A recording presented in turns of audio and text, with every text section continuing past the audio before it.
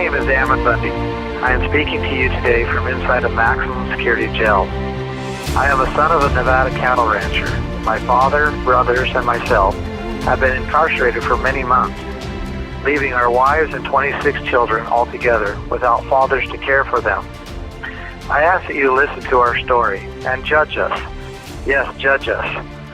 Ask yourself if we were justified in standing for our ranch and the rights of our neighbors. Or should we have just let federal agencies take our heritage? Ask yourself, what would have you done? Ask yourself what is right. Let me explain our story. My brothers and I grew up on a family cattle ranch in southern Nevada, established by our great-great-grandfathers in 1877. We were raised in humble circumstances in the same little ranch home as our father, BUNDY, built by my grandfather Dave in the 1940s. For 5 generations, our family has run cattle along the Bunkerville Mountains. Our ancestors were the first pioneers to settle in the southern Nevada desert. They carved their living out of leveling and farming land next to the Virgin River and ran cattle on the hills. Their homesteads were established before Las Vegas had even one person living in it. Nevada had only been a state for 13 years. Discovering multiple springs on the foothills of the mountains, our forefathers began to build water troughs and holding tanks to supply water for cattle. This made it so the cattle did not have to travel too far for water. In the arid desert where a ranch is, it takes approximately 100 acres to feed one cow. In his lifetime, my father has improved upon this watering system by installing pipes throughout the lower hills from 11 different water sources over a 30-mile span. This has allowed the cattle to benefit from feed in areas where otherwise they could not live because they would have to walk too far for water. This has also greatly benefited the desert wildlife and made hunting and camping plentiful. As a true environmentalist, my father, by expanding the water system and caring for the land and the road, has tremendously promoted wildlife, increased game, improved camping, and generally made the area more enjoyable to be on. Even the desert tortoise would thank BUNDY for the water close by if they could speak. All of this is done at my father's expense and effort, costing the taxpayers nothing. With his banged-up Dodge pickup, my father would spend many days a month blowing out the water lines with air and repairing the leaks, making sure each water tank was always full. My family has brought life to the southern Nevada desert for over 100 years. Imagine what would happen to all the wildlife if this watering system was not maintained or if it was destroyed. Before I move on, it is important that you have a little more background about the legality of our water and grazing rights. In 1890, the state of Nevada created a registry so that ranchers and others could deed their water and grazing rights. In Nevada, as with other western states, the livestock watering rights include title to graze. Each deed in print designates how many cattle the owner of the deed is typically grazing around the water. This is the way grazing rights are recorded and protected by the state of Nevada. Just to be clear, these livestock grazing and water rights are vested property, much like mineral rights or deeded rights to your home. These grazing rights are real property. They can be sold, traded, borrowed against, or adversely taken. They are the lifeblood of our ranch and are a valued heritage to our family. Many people have desired to purchase them over the years, but my father has chosen to remain raising cattle in the desert. Without these stock water grazing rights, our ranch has almost no value. My father owns 11 of these stock water grazing rights, deeded with the state of Nevada. In the early 1990s, the Bureau of Land Management, also known as the BLM, an agency of the executive branch, tried to trespass my father for grazing cattle on our deeded range, where my family has run cattle for 138 years. The BLM adopted an extreme environmental no-cattle policy designed to remove all ranching from the land. On the wall in the Southern Nevada BLM district office, they displayed their motto. It read, "No moo by 92, cattle free by 93. Seeing their intent to destroy his ranch, my father stood on the fact that his ranch was inside the boundaries of the state of Nevada, that the federal agencies are violating the constituted laws between the state and the federal government, and that he owns a deeded right to graze and water his cattle, established over a century ago. When agents from the Bureau of Land Management told my father that the federal government does not recognize his grazing rights and that my father must remove his cattle, he told them that they had no authority to take his family's heritage away. When they said they were going to take it away anyway, he said no, and then he said hell no. Several times the Bureau of Land Management tried to drag my father into federal court so they could strip him of his rights, like they have done with thousands of others. Being land inside the state of Nevada, not ceded to the federal government, my father held the constitutional position that federal agencies have no legal constituted authority to administer the land inside the state, and therefore no jurisdiction to trespass or prosecute him. Watching other ranchers, miners, loggers try to defend themselves in federal court when the federal government was the plaintiff, my father often said, going into federal court to defend yourself against federal agencies is like as if a man broke into your home and beat up your wife and children. So to get justice, you take him to court. When they say all arise to the honorable judge, in walks a man in a black robe, and he is the very man that assaulted your wife and children. Of over 100,000 cases in the western states where the federal government is the plaintiff in federal court, federal judges have sided with federal agencies every single time, taking century-old vested property rights away from good, hard-working families. In our area, my dad is the last rancher out of 53. In the state of Nevada alone, federal agencies have taken 5,072 water rights from the people and deeded them to themselves. It is astonishing to think about this when the United States Constitution was specifically designed to prohibit this very thing from happening. We, the people, have ignorantly allowed federal agencies of the executive branch to be modern-day conquerors, gobbling up our land and resources and inserting themselves into every facet of our lives. Our homes, our schools, our churches, our jobs, our industries, our manufacturing industries, our housing industries, our agricultural industries, our mineral industries, our financial industries. Everywhere there is wealth, they seek to control and take. They will not stop expanding and growing on their own. They will not limit themselves because they do not produce a product. In order for them to survive and gain and grow, they must take from the people who produce a product. The judicial branch of government, the courts and the judges, have not been an effective check and balance to these agencies for over 60 years, giving them a free pass to prey upon the wealth of the American people. U.S. Congress has tried to stop them twice in the last decade by defunding them. We saw through this that the executive agencies are too powerful for even the United States Congress to limit. So how did people come to know about the Bundy family, my family?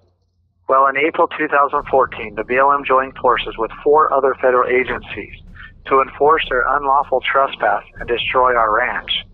They set up a massive military-like compound on the range. With 200 hired guns, mercenaries, they surrounded our ranch and put it under siege. They began to brutally round up our cattle with helicopters, running them to death, shooting them from the air, and leaving the newborn calves out on the range to thirst to death or to be eaten by coyotes. The dead cattle were dumped into mass graves dug by federal backhoes. They also began destroying the water infrastructure that had been established over 100 years ago. Our family was threatened by BLM personnel that said, if we resisted in any way, this would be another Waco or Ruby Ridge. Knowing beforehand the abuses that they were about to cause would bring public outcry, the BLM built 2 First Amendment areas in non-conspicuous places and threatened the public with arrest and federal charges if anyone protested outside these areas. Our family, friends, and other local people began to protest first. They insisted not to have their First Amendment rights corralled and refused to protest in these remote, designated areas. With hired snipers on the hills, federal agents began to gang beat protesters for filming their abusive actions. For several days, they body slammed us to the asphalt, sicked dogs on us, tased us, and threatened to open fire on us for protesting on what they said was their property, even standing next to State Highway 170, with guns to our heads and our children's heads. Federal agents said that the road belonged to the state but the earth under it belonged to them. Much of this abuse was caught on video and was posted on the internet.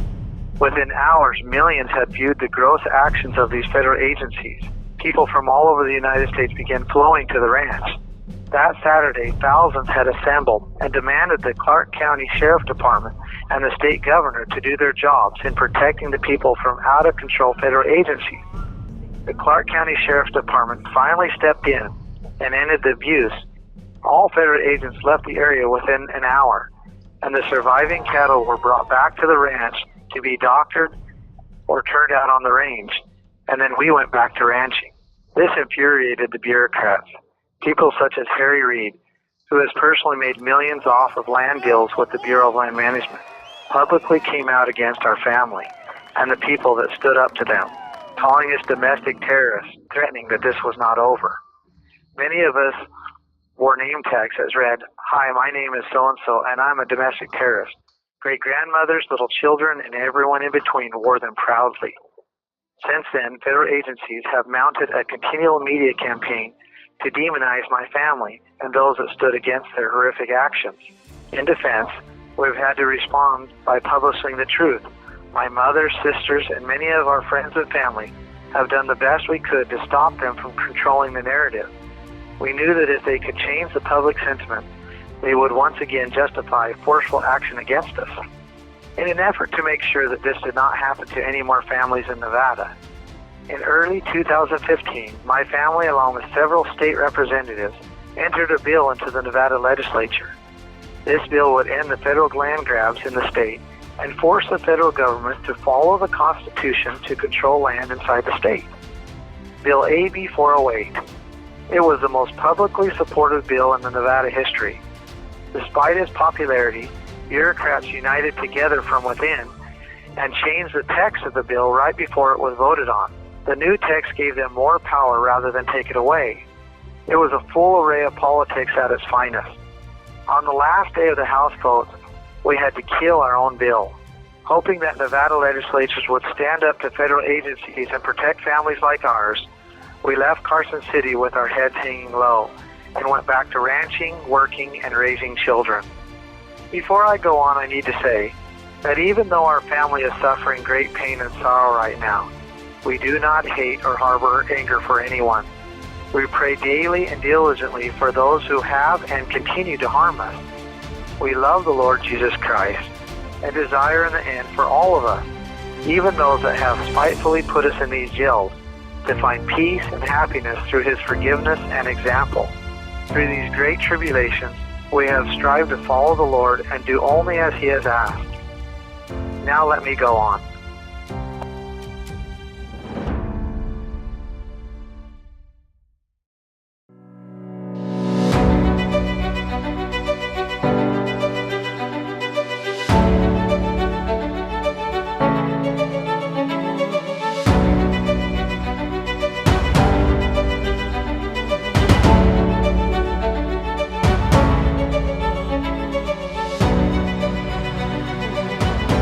Now let me go on. Towards the end of 2015, many became aware of another ranching family in Oregon, the Hammonds, where the father, Dwight, 74, and the son, Stephen, 43, had been put in prison for resisting federal agencies of the executive branch in taking their lands. The abuse to this family over 2 decades is terrible. Federal agencies of the executive branch teamed together and have taken their water rights, destroyed much of their ranch, restricted use of private property and access to it. Through the courts, they have taken hundreds of thousands of dollars in fines, forced them to sign that they would only sell their ranch to the BLM, and put them in prison the second time for doing maintenance on their ranch without a permit from the Bureau of Land Management. All of this was done inside the state of Oregon on private property or land that federal agencies do not have constituted authority to administrate. These same tactics are being used to take established property rights all over the United States. The EPA, an agency of the executive branch, is using the same playbook in the eastern states. Before federal agencies diminished ranching and destroyed logging in Harney County, where the Hammonds lived, the county had the highest family incomes in the state of Oregon. Now families in Harney County struggle with the lowest incomes in the state. Over the last 30 years, Harney County has consistently declined in incomes, population, and jobs because of the federal government's overtake of the land and resources. The best hope of employment anyone has now in Harney County is working for a federal agency of the executive branch, the BLM, Forest Service, or Fish and Wildlife. Government employment tallies at 58% of Harney County income.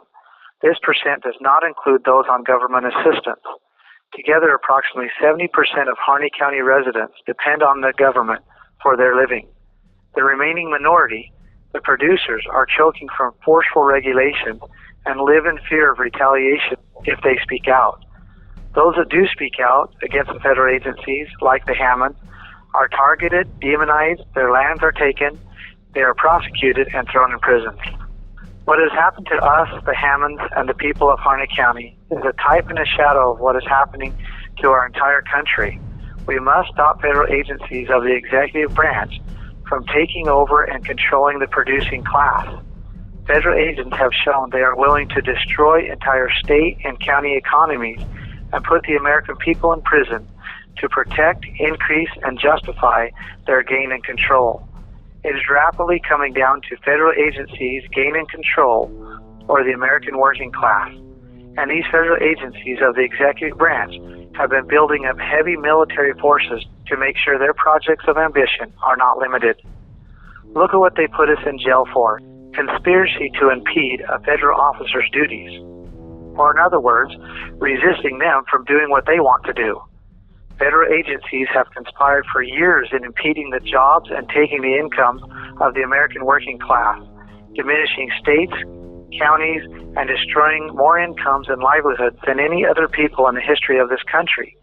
When someone finally stands up and says no more, when that person says to federal agencies, your duties are unlawfully destroying our livelihoods and destroying our states, our counties, our future, and our children's future, when this message becomes loud enough that people take notice, federal mercenaries hired by agencies of the executive branch move in, shoot and arrest the messengers, and drive fear into anyone that might stand up. Federal agencies of the executive branch are willing to kill and destroy families to protect their ambitions to get gain. Just ask the Finicum family or the 26 Bundy children with their fathers locked up, if I speak the truth.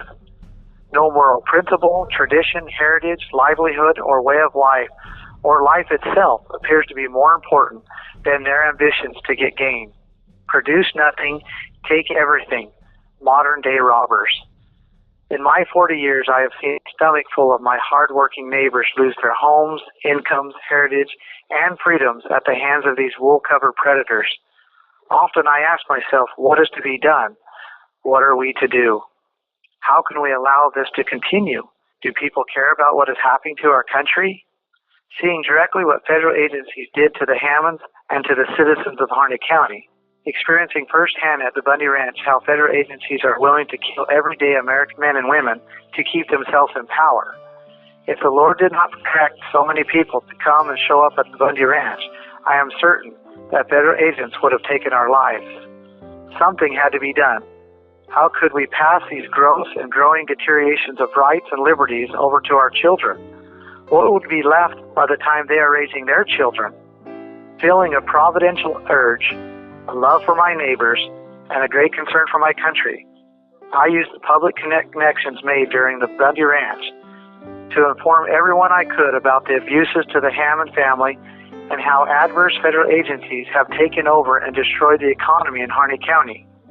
Many, including myself, began to petition the county and state representatives to do their duty and protect the liberties and pursuit of happiness of the people in the county.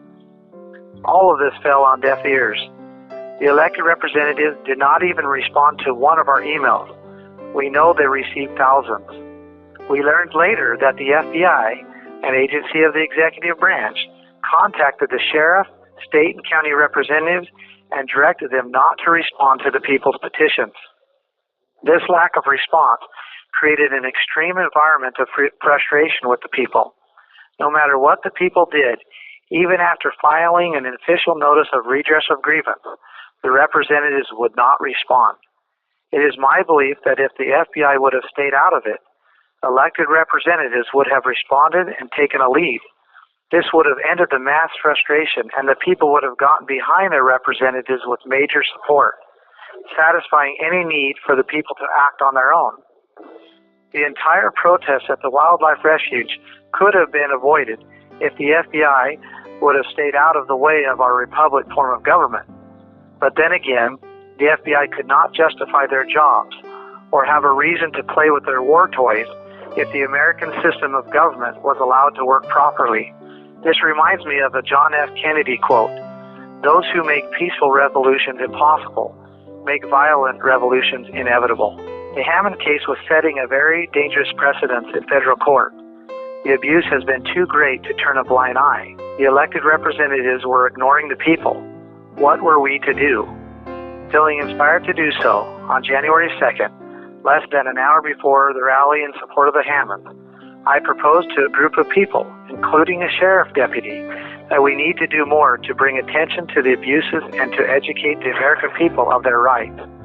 I shared how I felt and expressed that we should use adverse possession law to reverse the actions of these federal agencies and give the land that has been stolen back to the people of the county. This was legal, beneficial to the people, and would bring a lot of media exposure to these abuses. With a majority in agreement, we took residents of a federally controlled wildlife refuge 30 miles outside of town.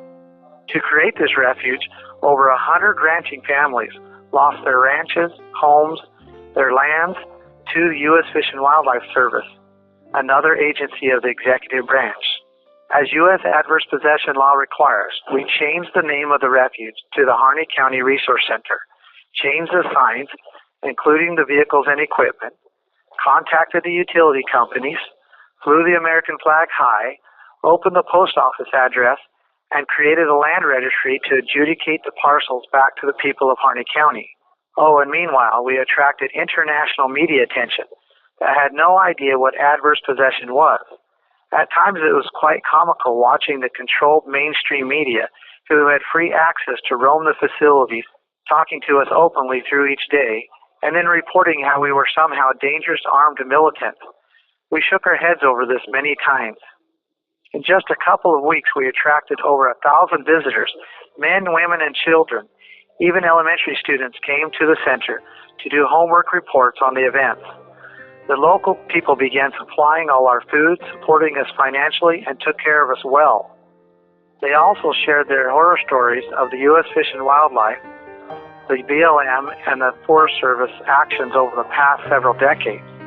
Out of our many visitors, hundreds attended our seminars on property rights, including state representatives from 5 different western states. These people were taking the message back to their hometowns and organizing community meetings for us to attend.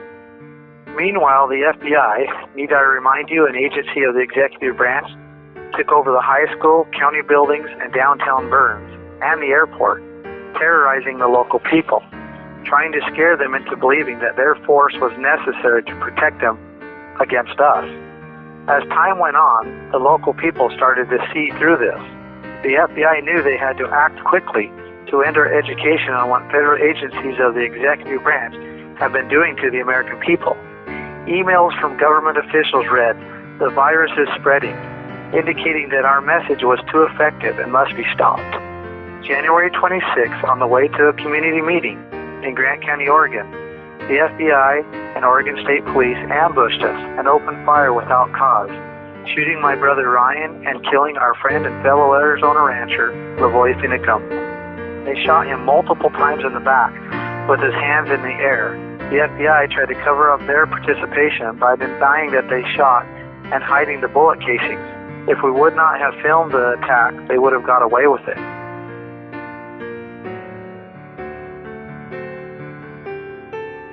Never did we hold a gun or show any type of threat to them. We were carrying laptops, projectors, and a PA system, planning on having another effective meeting with the people of Grant County, including the sheriff. We were invited to meetings like this every day that week. Our schedule was filling up. With millions of dollars, thousands of federal agents, control of the main media, federal agencies were still not able to suppress the truth. So they resolved to use force, much like a big bully who is not intelligent enough to convince people to follow him. So he just beats them up if they don't. Our message is one of freedom and choice. Their message is of coercion and force. With my brother Ryan and I arrested and others, the FBI went on a massive witch hunt, arresting people from all over the United States.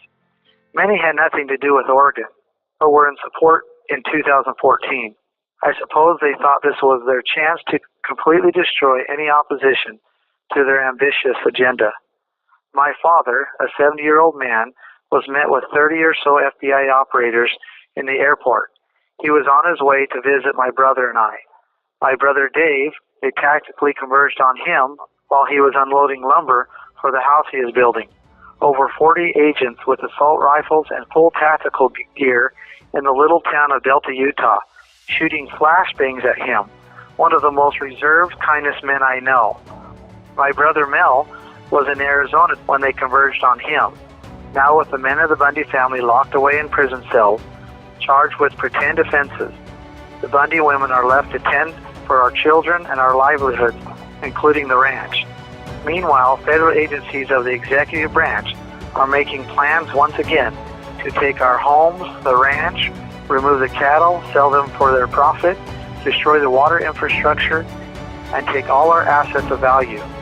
This would force my mother, our wives, and children out of our homes with nothing to our names. Meanwhile, we the providers and protectors are locked away, facing vindictive charges that if convicted could put us in prison for the rest of our lives. We never once hurt anybody, threatened anybody, or used force in any way. We simply stood for our rights and the rights of our neighbors. Adding salt to our wounds, the extreme environmental group that called themselves the Center for Biological Diversity, that has worked hand in hand for several years with the BLM, Forest Service, and other federal agencies, had the audacity to go to my mother at the ranch and offer to buy our century-old family grazing rights for next to nothing. They indicated that they would offer us some money before they took them from us. My mother kindly asked them to leave. They have followed up by phone and continue to harass her. At the beginning of this, I asked you to judge us, to form an informed conclusion in your mind if we were justified to stand for our rights. Time will only allow me to express the 100th part of what has happened to us. However, before making that judgment, consider a couple more points.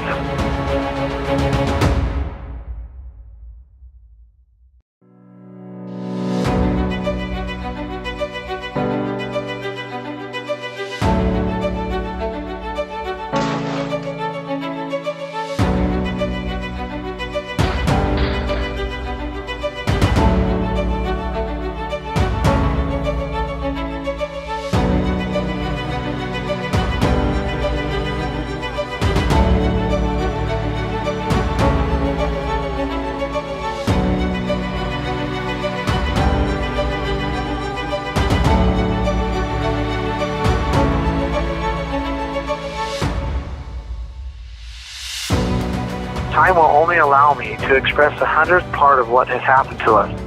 However, before making that judgment, consider a couple more points.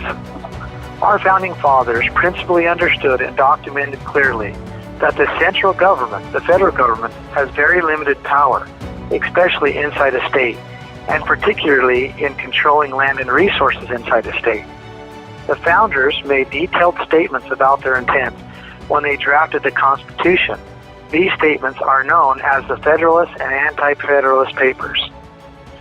Federalist page number 45, pages 292 and 93 reads, "The powers delegated by the proposed Constitution to the federal government are few and defined. Those which are to remain in the state government are numerous and undefined. The powers reserved to the several states will extend to all objects which in ordinary course of affairs concern the lives, liberties, and properties of the people, and the eternal order, improvement, and prosperity of the states." Federal agencies in direct opposition to the founders' intent are claiming over 51% of the lands in the western states, approximately 600 million acres, and 72% of the subsurface mineral rights. It is estimated that the West has more mineral concentration than anywhere else in the world. It is no wonder why these federal agencies of the executive branch are building up standing armies and are willing to kill their own people for it. By ignoring the constitutional limitations on the federal government, people are being abused. The land and resources in the states are being held and sold for federal profit, and the people are left begging for the crumbs, just as the founders predicted would happen if the states lost their gallant patriotism and stopped enforcing the limitations on the central government. Unfortunately, the states cannot properly protect the people without the taxes from the land and resources. The people cannot put food on their table, clothe themselves, or build their homes without the land and the resources.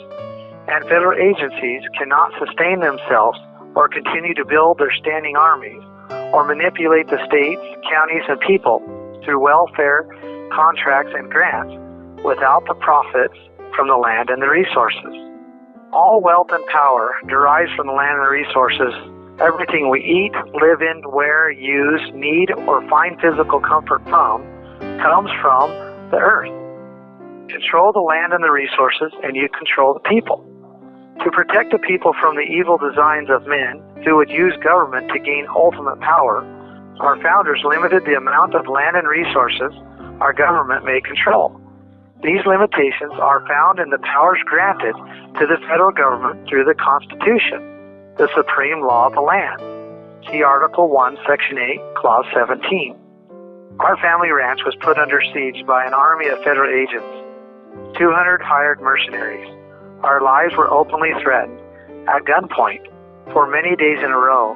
Our cattle were run to death by helicopters, shot from the ground and the air, then buried in mass graves right in front of us. Our century-old water infrastructure was being destroyed by federal backhoes. We were body slammed to the asphalt, tased, gang-beaten, detained, and interrogated, and had dogs sicked on us. Our children multiple times had the red dots of hired snipers on their little bodies.